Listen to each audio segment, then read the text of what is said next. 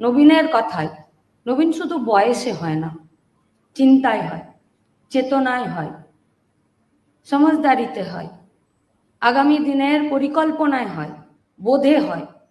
তাই নবীন শুধু বয়সে আমরা নই, এই যাদের দুজনের স্মরণে আজকে আমরা এখানে স্মারক বক্তৃতায় উপস্থিত হয়েছি, তারা কি কম নবীন? গত বছর তারা দুজনেই প্রয়াত হলেন, কিন্তু নবীনের খাতায় চিরদিনের জন্য নাম লিখে রেখে গেছেন। একজন ছাত্র আন্দোলনের নেতৃত্ব, একজন যুব আন্দোলনের প্রাক্তন নেতৃত্ব, দুজনেই। আর দুজনেই কমিউনিস্ট আন্দোলনের নেতৃত্ব। যে আন্দোলন, যে লড়াই সমাজ বদলের কথা বলে। তাই আজকে যারা আমরা এখানে উপস্থিত হয়েছি, আমরা সমাজ বদলানোর শপথ নিতে এখানে উপস্থিত হয়েছি। এ সমাজ আমরা রাখবো না, একে আমরা বদলাবো। কোন সমাজ? যে সমাজে যে রাজনীতি গরিব, পিছিয়ে পড়া, মেহনতি মানুষ, দুর্বল অংশের মানুষকে তাদের মাথাটা নামিয়ে বাঁচাতে চায়। কিন্তু কমিউনিস্ট আন্দোলন, মার্ক্সবাদী আন্দোলন, সীতারাম বুদ্ধদের আন্দোলন, তারা মাথা তুলে বাঁচাতে চায়। ওই সৌভিক থেকে শুরু করে প্রতিকূল পর্যন্ত সবাই তো মাথা তোলারই কথা বলেছে। এবং সমাজ বদল করতে হবে তাদের জন্যই যাদের মাথা তুলতে দিচ্ছে না। তাহলে যাদের মাথা এখনই উঠে আছে, তারা নিশ্চয়ই, যে কমফোর্ট জোনে তারা আছে, তারা তাদের এই সমস্যা তৈরি করার জন্য এত তাড়াতাড়ি আমাদেরকে সমাজ বদলও করতে দেবে না। কিন্তু হারনে वाला তো हम लोग नहीं है। জিতবো বলেই তো ময়দানে নেমেছি, মুখ দেখাতে তো আসিনি, লড়ে জিতে আদায় করে নেব বলেই এসেছি। স্কুলে পড়তাম তো পিছনের বেঞ্চে কোণে যদি বসতাম তো দিদিমণিদের চোখ ঠিক চলে যেত। কেন? কারণ তাদেরকে এই ডিউটি দেওয়া হয়েছিল যে যারা প্রথম সারির বেঞ্চে বসে আছে তারা স্টার পেল না তারা ফার্স্ট ডিভিশন পেল, এইটা তোমাদের দায়িত্ব নয়। তোমাদের দায়িত্ব হলো পিছনের বেঞ্চে কোণে যে মাথা নামিয়ে বেঞ্চের তলায় ঢুকে যাচ্ছে তাকে ওখান থেকে টেনে বের করে সেই যাতে 40% মার্কস পায়, সে যাতে 100-র মধ্যে 40 পায়, তার কাজ তোমাদেরকে করতে হবে। এইটা মার্ক্সবাদ বলে, এইটা কমিউনিস্ট আন্দোলন বলে। আর তার দুজন প্রবাদ প্রতিম নেতৃত্ব, কমরেড সীতারাম ইয়েচুরি, কমরেড বুদ্ধদেব ভট্টাচার্য সহ আমাদের এই গোটা নেতৃত্বরা, গোটা কর্মীরা এই কাজই তো আমাদেরকে শিখিয়েছেন। তাই লড়াইয়ের রাস্তাটা কঠিন। নাটক দেখতে গেছিলাম, থিয়েটারের একটা ডায়লগ ছিল যে যদি তোমার চলার পথে কোনোদিন শয়তানের মুখোমুখি তুমি যদি না হচ্ছ, তুমি নিশ্চিত জেনে দেখো শয়তান তোমার সাথে চলছে। তাই আমরা যারা শয়তানের মুখোমুখি হচ্ছি, আমরা কিন্তু শয়তানের সাথে চলছি না, শয়তানের মুখোমুখি হতেই চলছি। আর সেই চলার পথে গিয়েই তো দেখছি প্রত্যেকটা দিন আক্রমণ বাড়ছে। প্রান্তিক, মেহনতি মানুষ, পিছিয়ে পড়া, গরিব, খেটে খাওয়া, মহিলা, যুদ্ধে কারা সব থেকে বেশি ক্ষতিগ্রস্ত হয় গো? মেয়েরা। 2022-এর পরে এরা আর রিপোর্ট দিতে পারছে না। কেন দেয় না রিপোর্ট? ওই যে 26,000-এর তালিকা যেমন করে দিচ্ছিল না, কেউ কি বলে নাকি যে আমার দোকান কাটা আছে, চলো আমি মাঝে রাস্তায় দিয়ে চলি, এরা শুধু এইটা করতে পারে। তাই এরা 2022-এর পর আর রিপোর্টে দিচ্ছে না যে কি হলো। 2025-এর আগস্ট মাসের শুরুতে রাজ্যসভার এক সাংসদ এদেরকে প্রশ্ন করেছিল, দেশের সরকারের পক্ষে যারা দাঁড়িয়ে আছে তাদেরকে, সেই দলের যারা এমপিরা আছে তাদেরকে বললো কেমন আছে বলো তো আমাদের দেশের মেয়েরা? আমতা আমতা করে বললো যে দেখো 2022 পর্যন্ত আমাদের কাছে রিপোর্ট আছে, বুঝলে, সেখানে শুধু এই রিপোর্টটাই এসছে 1,67,314 জন মেয়েরা অত্যাচারিত হয়েছে, নিপীড়িত হয়েছে, ধর্ষিত হয়েছে, ইভটিজিং এর শিকার হয়েছে এবং গার্হস্থ্য শিকার হয়েছে। বললো বাকি রিপোর্ট? বললো তা তো নাই। বললো কেন? বললো ঝাপ বন্ধ করে দিয়েছি, কত আর লিখবো, গুনতে গুনতে হাত ব্যথা হয়েছে। 1,67,314, 1,67,314 যন্ত্রণা, 1,67,314 চোখের জল, বিচার না পাওয়া, ন্যায় না পাওয়া। 1,67,314-র মধ্যে পশ্চিমবঙ্গ 35,000-এ বিলং করছে। কতজন পারে পুলিশের কাছে রিপোর্ট লেখাতে? এ তো পুলিশের কাছে পাওয়া রিপোর্ট। আপনি সোশ্যাল মিডিয়া খুঁজুন, আপনি পোর্টাল খুঁজুন, আপনি আমাদের দেশের সমস্ত সংবাদ মাধ্যম খুঁজুন, 300টার বেশি আপনি খবর পাবেন না। কেন নেই? 2019, 20, 21, 22, 23 ততক্ষণ পর্যন্ত টিম করে কিছু তারা আমাদেরকে রিপোর্ট দিচ্ছে। কেমন আছি আমরা এই পশ্চিমবঙ্গে? 100টার মধ্যে 42টা মেয়ের 18 বছরের নিচে বিয়ে হয়ে যায়। তার মধ্যে আধা মেয়েরা তার নির্দিষ্ট পরিপূর্ণ বয়সের আগে তারা পোয়াতি হয়ে যায়, অন্তঃসত্ত্বা হয়ে যায়, প্রেগনেন্ট হয়ে যাচ্ছে, গর্ভপাত বাড়ছে, অপুষ্টি, আনহেলদি বাচ্চাদের জন্ম হচ্ছে, মায়ের শরীরে রক্ত নেই, বুকে দুধ নেই। যে বাচ্চা জন্ম নিচ্ছে সেই বাচ্চা 5 বছর পর্যন্ত 100 জনের মধ্যে 5 জন মরে যাচ্ছে, আর জন্মানোর পর 37 জনের শরীরে এত অপুষ্টি যে তারা রোগগ্রস্ত হচ্ছে। ভালো আছি আমরা? বলে দিলেই হলো। তুমি ত্রিফলা লাগিয়েছিলে, টাকা গাদা খেয়েছো, ভুলিনি আমরা। কেউ কেউ ভুলে যেতে পারে, ও আলোতে আমরা আলোকিত হইনি, ও টাকার আলোতে তোমরা আলোকিত হয়েছিলে। এই পশ্চিমবঙ্গে 25,000-এর বেশি ধর্ষণের, রেপের রিপোর্ট দর্জ আছে পুলিশের কাছে। প্রায় 2200 পাচার হয়ে গেছে পশ্চিমবঙ্গ থেকে মেয়েরা। খবর আছে না? নেই। শাস্তি কত পেল গো? কত পেল শাস্তি? এই যার রিপোর্ট পুলিশের খাতায় লেখা আছে তার মধ্যে 100 জনের মধ্যে 65 জনের কোনো শাস্তি হলো না। এতটা কর্মণ্য পশ্চিমবঙ্গের পুলিশ, এতটা কর্মণ্য সিবিআই, এতটা কর্মণ্য সিআইডি, এতটা। কি হবে? কোথায় যাবে? আরজি কর একটা। যে মা তার ডাক্তার মেয়ের সার্টিফিকেটটা জল করে লেমিনেশন করে দেওয়ালে টাঙিয়ে রাখতো, আর বারবার একবার করে নিজের আঁচলটা দিয়ে মুছতো যে আমার মেয়ে ডাক্তার হবে, তার নামের পাশে 4টা আরো ডিগ্রি লাগবে। সেই মাটা আজকে তার নৃশংস পোস্টমর্টম রিপোর্টের কপিটা লেমিনেশন করিয়ে আলমারিতে লকারে যত্ন করে রাখছে। নেই বিচার।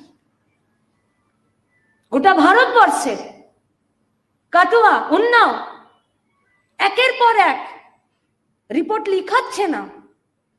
কেন এটা হচ্ছে? বলেছে আমাদের পূর্ববর্তী বক্তারা, ছাত্র যুব আন্দোলনের নেতৃত্বরা, সমাজ বদল করার জন্য নাম লিখানোর কারিগররা। শুধু আমরা মঞ্চে নেই, গোটা পশ্চিমবঙ্গের প্রান্তিক অঞ্চলে প্রতিটা গাঁয়ে প্রতিটা বুথে কোমর বেঁধে দাঁড়াচ্ছি আমরা। কেউ আমাদের মাথা নামিয়ে দিতে পারবে না। আর এই লড়াইটা গোটা পশ্চিমবঙ্গ জুড়ে শুরু হচ্ছে, প্রত্যেকটা অঞ্চল ধরে। এই দুর্নীতি, কিসে দুর্নীতি নেই? सरकारी प्रकल्प माने दुर्नीति। जहां पर रहते हैं वहां पर टांगा चलता है। टांगे में बैठे थे, ड्राइवर टांगा चला रहा था, लेकिन कुछ दूर जाकर ही टांगा रुक गया। ड्राइवर नाम लो, घोड़ार सामने एसे नाचलो, তবে গিয়ে ঘোড়ার গাড়ি একটু এগোলো, আবার চাপলো, আবার গিয়ে দাঁড়িয়ে গেল, আবার নামলো, আবার নাচলো, আবার চাপলো, তবে গিয়ে এগোলো, আবার দাঁড়িয়ে গেল কিছু দূর গিয়ে, আবার নামলো, আবার ঘোড়ার গায়ে আগে গিয়ে নাচতে শুরু করলো। প্যাসেঞ্জাররা সবাই রেগে বললো, কি মন্দবাজি নাকি? চাপছো, নামছো, ঘোড়ার সামনে নাচছো, কি ব্যাপার? বললো, আসলে জানেন তো, ঘোড়াটা না আমার বরযাত্রীতে যায়, আর সামনে সবাই নাচে তো, তাই বিনা নাচ দেখে আমার গাড়ি এগোয় না। বিনা দুর্নীতিতে তৃণমূলের এক পা এগোনো নেই। সে স্কুলের চাকরি হোক, সে আইসিডিএস হোক, সে মিড ডে মিল হোক, সে রাস্তা তৈরি হোক, সে যে কোনো জিনিস হোক, নবান্ন থেকে শুরু করে আমাদের রাস্তা পর্যন্ত প্রত্যেকটা জায়গায় দুর্নীতি। রাম ইয়েচুরি, বুদ্ধদেব ভট্টাচার্যরা শিখিয়েছেন এ সমাজের বদল ঘটাতে হবে। কি করতে হবে? এ রাজনীতির বদল ঘটাতে হবে। কোন রাজনীতি? যে রাজনীতি দুর্নীতিকে প্রশ্রয় দিচ্ছে, যে রাজনীতি প্রান্তিক, গরিব, শিডিউল কাস্ট, শিডিউল ট্রাইব, পিছিয়ে পড়া সমস্ত মানুষের উপরে অত্যাচার বাড়াচ্ছে। কোন রাজনীতি? যে রাজনীতি আমাদের গোটা পশ্চিমবঙ্গের মেয়েদেরকে আজকে পণ্য হিসাবে মনে করাতে চাইছে। না, ছিল না পশ্চিমবঙ্গে। সেলফ হেল্প গ্রুপ ছিল, স্কুল ছুটের সংখ্যা ছিল না, স্কুলগুলোতে মেয়েদের সংখ্যা বাড়ছিল, আইসিডিএস, মিড ডে মিল, সমস্ত জায়গা থেকে শুরু করে মেয়েদের অগ্রগতি ঘটছিল, পায়ের নিচে জমি শক্ত হচ্ছিল, মাথাটা আমাদের আকাশে উঠছিল। এখন আমাদেরকে ভয় পেতে হয়। আমরা ভয় পেলে চলবে না। মার্ক্সবাদ, আমাদের পার্টি, আমাদের নেতারা সমাজ বদলের কথা বলেছেন। এ সমাজের বদল ঘটানোর জন্য রাজনীতির বদল আমরা ঘটাবই। আর এই রাজনীতির বদল ঘটাতে গেলে এইসব দুষ্টু গরুগুলো আছে না, যারা চুরি করা থেকে নিজেদেরকে সরিয়ে আনে না, এসব দুষ্টু গরুগুলো আছে না, যারা লোকের খেতে ধান খেয়ে নেয়, এসব দুষ্টু গরুগুলো আছে না, যাদের অভ্যাস খারাপ হয়ে যাওয়ায় মাঠে গিয়ে অন্যান্য নোংরা জিনিস খেয়ে নেয়, এদের গলাতে না একটা মোটা জাবদা কাঠ বেঁধে দিতে হবে, তাকে হোড় বলে। এই গরুগুলোর গলাতে এই তৃণমূল, বিজেপি যারা রয়েছে পশ্চিমবঙ্গে, যারা আমাদের কাজ, হাতের কাজ, পেটের ভাত, মাথার ছাদ, গণতন্ত্র এবং ভবিষ্যতের দিকে এগিয়ে যাওয়ার পথে বাধা সৃষ্টি করছে, সেই সমস্ত চোর, বদমাস গরুগুলোর গলাতে মোটা কাঠের হোড় বেঁধে দেবার জন্য প্রস্তুতি নিচ্ছি। সেই প্রস্তুতিতে সবাইকে সামিল হওয়ার আহ্বান জানিয়ে কমরেড সীতারাম ইয়েচুরি, কমরেড বুদ্ধদেব ভট্টাচার্যের স্মৃতিতে আরো একবার শ্রদ্ধা জানিয়ে আমরা আমাদের শপথ পূরণ করবই, এই অঙ্গীকার রেখে আমার কথা শেষ করছি। ইনকালাব জিন্দাবাদ।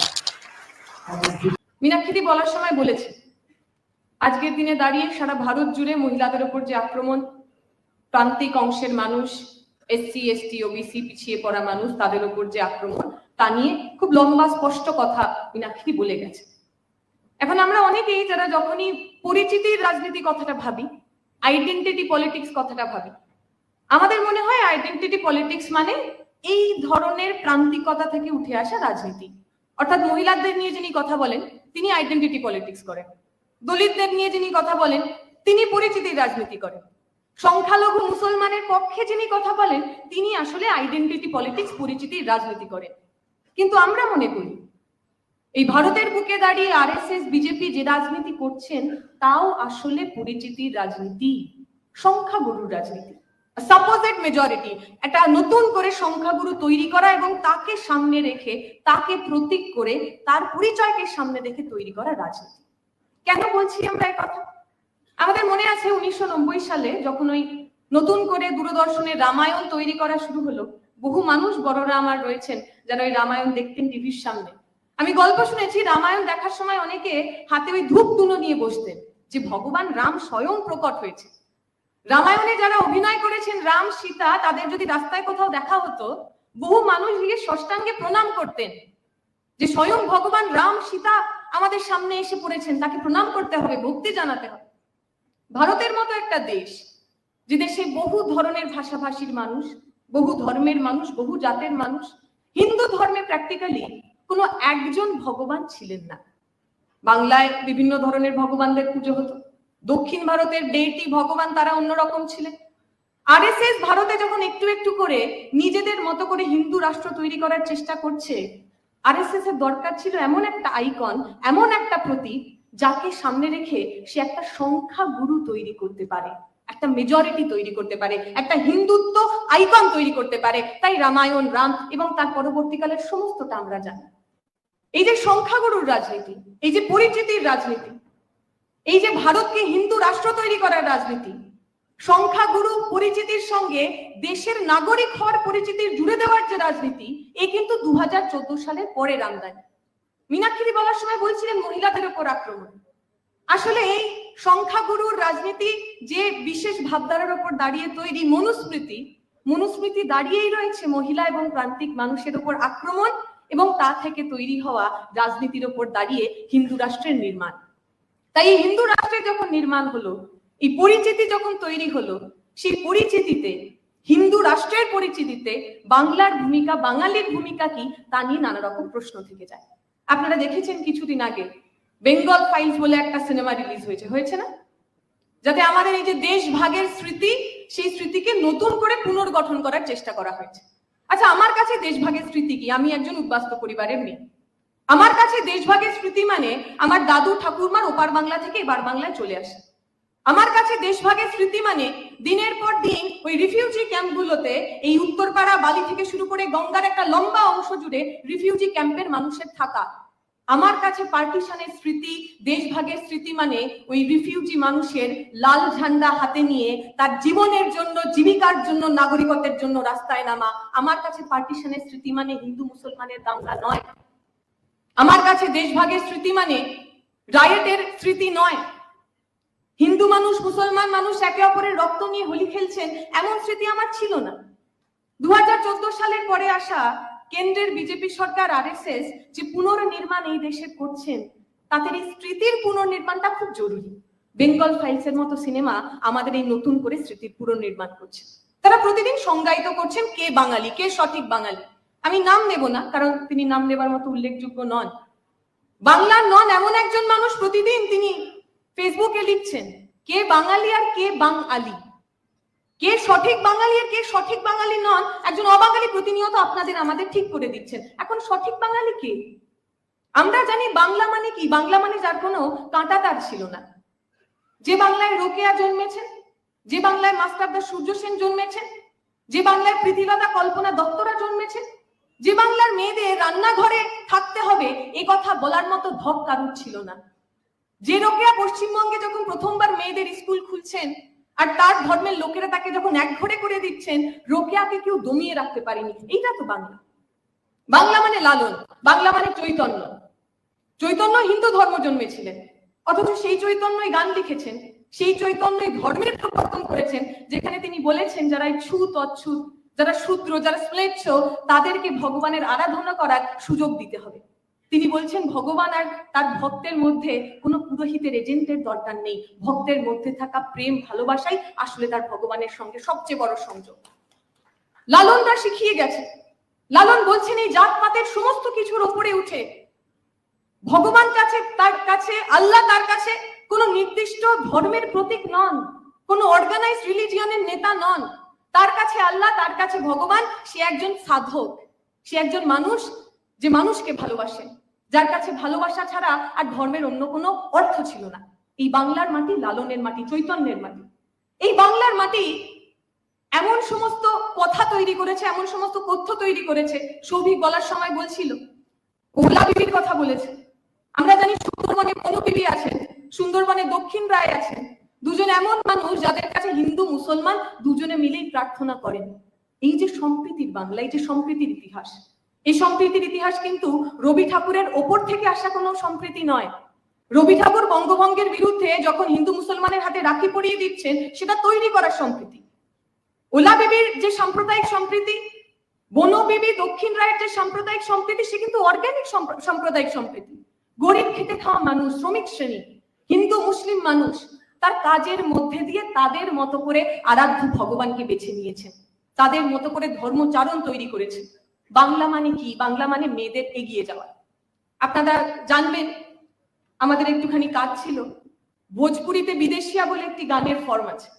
সেই বিদেশিয়া গানে যে মাইগ্রেন্ট শ্রমিকরা বিহার থেকে পূর্ব দেশে মায়ানমার অথবা কলকাতায় কাজ করতে আসেন, তাদের জন্য গান লেখা হতো। আপনি যদি তখনকার বিদেশিয়া এবং এখনকারও ভোজপুরি গান, যেই বিদেশিয়া থিমেই তৈরি হয়, সেটা পড়েন, সেখানে দেখবেন বাঙ্গালানের বড় উল্লেখ রয়েছে। বাঙ্গালানকে একজন বাঙালি মহিলা, এবং সেই পুরো পথে অলমোস্ট ভিলেন বাঙালি মহিলা, যিনি নাকি কালা জাদু, বাঙালি মহিলা যিনি নাকি চিত বদলি নামে একটি জাদু করেন। চিত মানে মন, বদলি মানে বদল করে দেওয়া। এই বিদেশিয়া গান জুড়ে বাঙালি মেয়েদের এমন ভাবে দেখানো হয়েছে যে মেয়েরা নিজের কথা নিজের মতো করে বলতে পারে, যে মেয়েরা শুধু অমুকের স্ত্রী, অমুকের বোন, অমুকের মেয়ে, কোনো পুরুষের পরিচিতির ছায়ায় যারা বেঁচে পড়তে নেই। তাই বিদেশিয়া গান জুড়ে, ভোজপুরি গান জুড়ে বাঙালি মেয়েরা ভিলেন হয়ে ওঠেন। আসলেই তো বাঙালি মেয়েরা, বাংলার মেয়েরা, কাদম্বিনী থেকে শুরু করে, প্রীতিলতা থেকে শুরু করে কল্পনা দত্তরা, তারা তো নিজের কথা নিজে বলতে পারতেন। তারা শুধুমাত্র কারোর স্বামী, শুধুমাত্র কারোর সঙ্গী হতে চান না। বাঙালি বলতে আমরা যা যা বুঝি, রেনেসা বলতে আমরা যা যা বুঝি, মডার্ন এডুকেশনের মধ্যে দিয়ে যে সভ্যতা সংস্কৃতি এই বাংলার মানুষ হাতে পেয়েছিল, এই সমস্ত কিছুই আসলে ওই বিজেপি RSS এর যে সাপোজেড মেজরিটির আইডেন্টিটি তৈরি করা, ওই যে সংখ্যাগুরুর একটা আইকন তৈরি করা, তার বিরুদ্ধে দাঁড়িয়ে আছে। তাই আজকে যখন পশ্চিমবঙ্গের বাইরে বাঙালি মানুষ আক্রান্ত হন, সে খালি ব্যক্তি বাঙালি আক্রান্ত হচ্ছেন না, খালি মুসলমান বলে সে আক্রান্ত হচ্ছে না, খালি বাংলা কথা বলে সে আক্রান্ত হচ্ছে না। এই ভারতের মধ্যে দিয়ে দাঁড়িয়ে বিজেপি আরএসএস এর বিরুদ্ধে কথা বলার জন্য, বিজেপি আরএসএস এর বিরুদ্ধে দার্শনিক কথা বলার জন্য একটা গোটা সম্প্রদায় তারা আক্রান্ত হচ্ছে। আমি যখন জেএনইউতে পড়তাম, আমরা বাঙালিরা খুব স্বাভাবিকভাবেই যারা অবাঙালি মানুষ তাদেরকে হিন্দুস্তানি বলতাম। আমার অবাঙালি বন্ধুরা বলতো যে তুম লোগ क्या फिर পাকিস্তানি हो, तुम लोग हिंदुस्तानी नहीं हो। আমরা বলতাম আমরা আসলে যেভাবে বড় হয়েছি, আমাদের কাছে আমাদের পরিচয় সেটা কখনোই সাব ন্যাশনাল নয়। ভারত একটা হিন্দু রাষ্ট্র, হিন্দি রাষ্ট্র, এবং তার সাব ন্যাশনাল হিসাবে বাঙালি জাতি আমরা রয়েছি এ কথা আমরা বিশ্বাস করি না।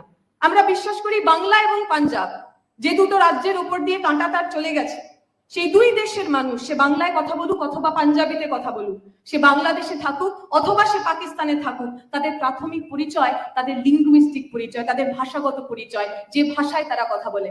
কিছুদিন আগে আমরা ইতালির প্র্যাটোতে গেছিলাম, সেখানে যারা টেক্সটাইল কর্মী তাদের মধ্যে বহু মানুষ পাকিস্তানের রয়েছে, এবং তারা পাকিস্তানের পাঞ্জাবি, মুসলমান কিন্তু পাঞ্জাবি ভাষায় কথা বলে। তারা আমাকে বলছিলেন যে তাদের সবচেয়ে পছন্দের যারা গায়ক তারা এই ভারতের পাঞ্জাবি গায়ক। পাকিস্তানের বেশিরভাগ উর্দুভাষী মানুষের সঙ্গে, উর্দুভাষী গানের সঙ্গে তারা কোনো রকম সংযোগ স্থাপন করতে পারেন না। আমার সমান্তরাল মনে হচ্ছিল আমরা যারা বাংলায় কথা বলি, বা বাংলাদেশের যে মানুষ বাংলায় কথা বলেন, বাংলাদেশের যে মানুষ এপার বাংলার গান শোনেন, বা আমরা যারা ওপার বাংলা ব্যান্ডের গানে মোহিত হয়ে থাকি, আসলে আমরাও আমাদের পরিচিতি, আমাদের ভাষাগত আসলেই আমাদের সাংস্কৃতিক পরিচয় হয়ে ওঠে। তাই আজকে যারা আমাদের সাব ন্যাশনাল করতে চাইছেন, আজকে যারা আমাদের সেকেন্ডারি করতে চাইছেন, আজকে যারা আমাদের পায়ের তলায় দাবিয়ে রাখতে চাইছেন, আজকে যারা বাংলাদেশি বলে আমাদেরকে বাংলাদেশে পাঠিয়ে দিতে চাইছেন, তারা কিন্তু সুচারুভাবে একটা কাজ করছেন।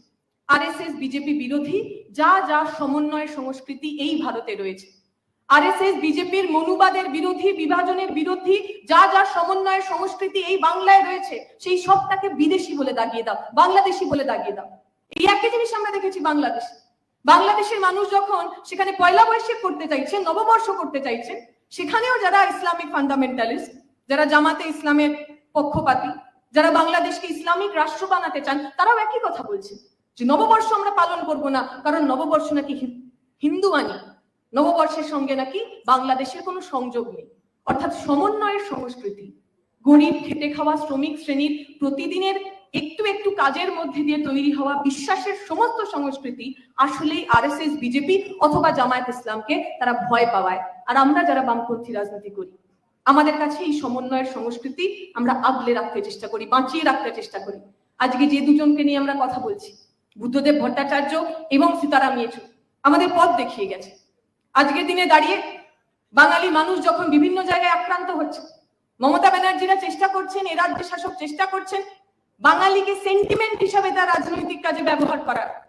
আমরা আপনাদের প্রশ্ন করতে চাই, যে মমতা ব্যানার্জি হিন্দি ভাষা দিবসে নিজের এত বড় একটা ছবি নিয়ে তিনি সম্বর্ধনা জানান, তিনি গ্রিটিংস জানান, শুভেচ্ছা জানান, সেই মমতা ব্যানার্জি আসলেই এই হিন্দি আধিপত্যবাদের বিরুদ্ধে লড়তে পারবেন? যে তৃণমূল সরকারে আসার পর বিভিন্ন জায়গায় হিন্দিভাষী মানুষদের তারা শুধুমাত্র রাজনৈতিক দলের সামনে নিয়ে এসছেন তা নন, বিভিন্ন জায়গায় বাঙালিদের পরিবর্তে বাইরে থেকে, অন্য রাজ্য থেকে নিয়ে আসা মানুষদের তারা রাজনৈতিক ক্ষমতা দিয়েছেন। তাই তৃণমূলকে দিয়ে হবে না, কারণ তৃণমূল বিজেপির বিরুদ্ধে লড়তে পারে, আরএসএস এর যে ফ্রেমওয়ার্ক তাকে তারা প্রশ্ন করে না। আরএসএস এর যে এই একটা নতুন হিন্দু রাষ্ট্র তৈরি করার যে প্রচেষ্টা তাকে তারা প্রশ্ন করে না।